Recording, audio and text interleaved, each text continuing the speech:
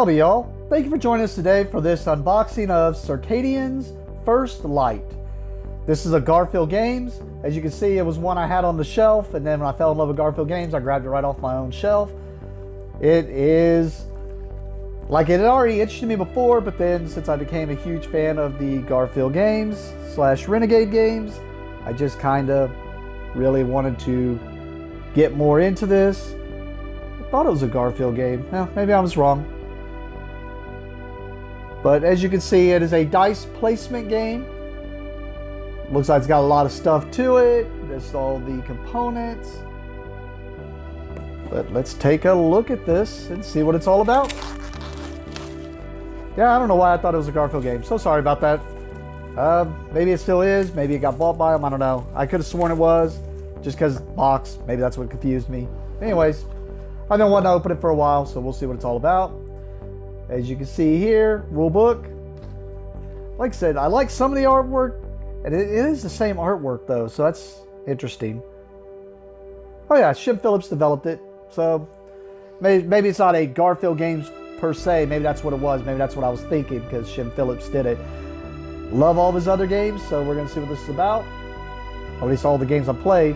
I just don't know how I feel about this artwork. I mean, who's to say what looks weird to an alien? We might look weird to them. Setup. So it's set up basically like a typical game here. And it's got the solo variant and whatnot. Cool. Little rule book. Let you know Raiders of the North Sea now available on streaming and whatnot. All right. Punch outs. Cardboard punch outs. Guess these are the characters.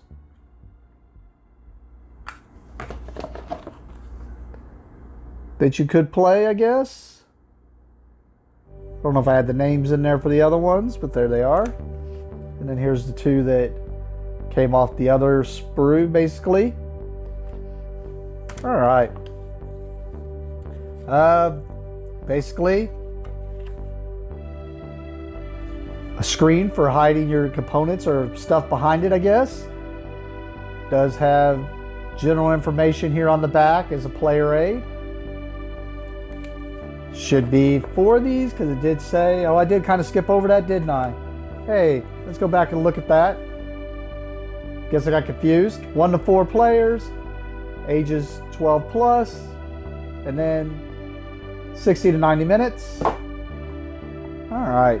Sorry, this one's just all kind of all over the place for this playthrough. I'm starting to punch that out, and I guess I should make sure it should be punched out, but looks like there are some segments that need to be punched out of this board here. And maybe something that goes down in here. I mean, the other side looks pretty much the same, just flatter. And then we have the board here, which looks the same to me, so don't know about that. All right, well, we got the control room. Well, at least these are all like cardboard. For some reason, looking at the back, I was thinking it was going to end up being like just one of those cardstock sheets or something like that, but no, these are actual cardboard. Oh, this has that little segment thing, so probably there's probably influence you have with that alien race. And then maybe you can have 2 different sides. I noticed they're kind of different. Then we have some more cardboard here. The backs are the same, so these are probably something either randomized or add to other things. We got the Academy, another spot you can place on with some more randomness. Another alien race. The Lyrian.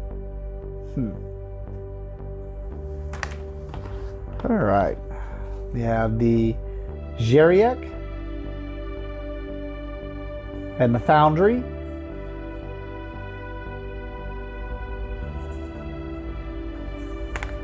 All right.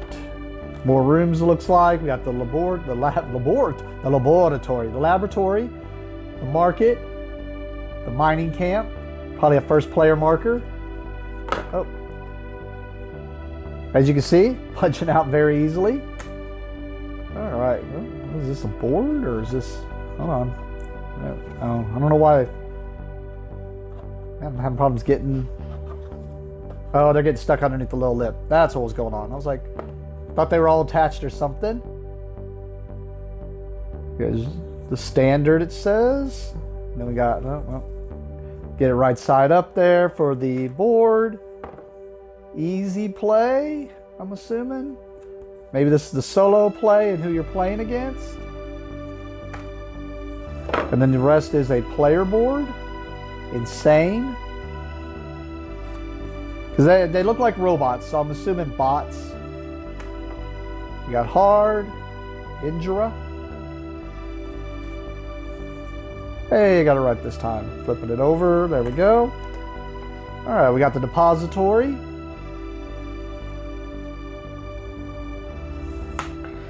All right, got some cards.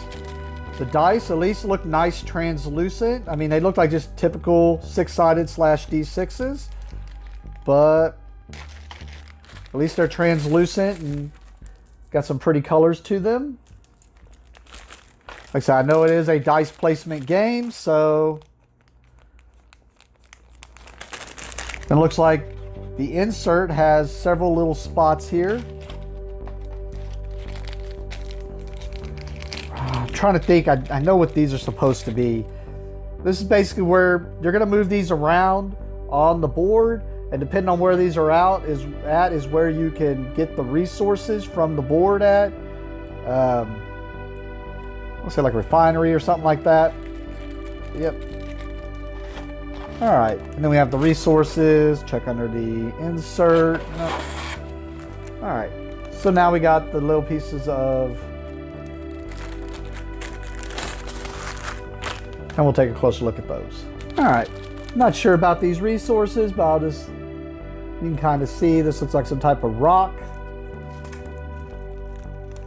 Maybe some type of plant or seaweed. That's guessing. Water for sure. I heard water is very, very vital in this game. And that you want to get something. I've heard kind of you want to make sure you get something. It's got like, you can use the 5s because you're going to be using a lot of water. They have those little circular things. So these are probably the things that go inside of those holes. Little mini lightning bolts. Favorite resource in the game, I'm sure. All right.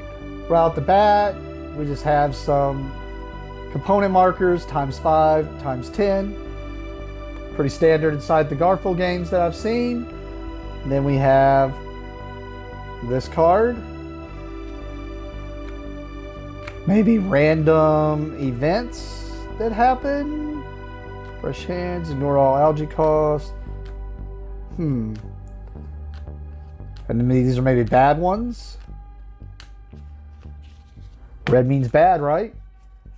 And then majority of the cards are these. Assuming these are... Oh, I bet you these are something you could build. Yeah. It's got a resource cost, it looks like. And then if you build these, basically gives you some type of special ability that you can maybe pull off and use in the game. Pretty cool. There's a lot of these things to build. Oh. A ton of them, actually. Well, not a ton of them. But there's a lot of them. There's a lot of stuff here. Maybe it's just research. Yeah. Research and technology. R&D. And then the last deck looks like, since I assume those were bots, this looks like it might be the solo player and what they do. So just shows you kind of how they work and where they're going to be probably placing or doing or whatnot. But cool. No, I'll definitely get this one to the table. Like I said, I am a huge fan of Shem Phillips's games. Haven't found one yet that I haven't disliked, or that I haven't found one yet that I've disliked. So I'll definitely have to give them a try. See what this one's all about. I kind of been wanting to hit it for a bit, and just now got the gumption to want to undo it. So, all right. Well, thank you for joining us for this. Thank you for watching. Have a great day.